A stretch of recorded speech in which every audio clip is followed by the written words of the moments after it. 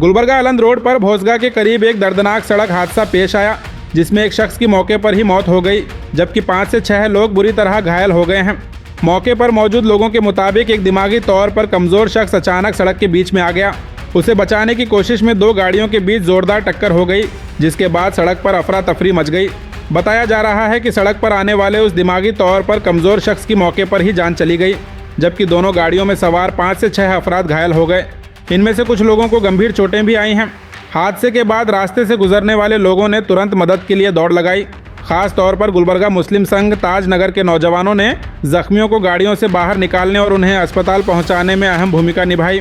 हादसे की जानकारी मिलते ही पुलिस भी मौके पर पहुंच गई और जांच शुरू कर दी। पुलिस हादसे की असली वजह और उससे जुड़े तमाम पहलुओं की तहकीकात कर रही है।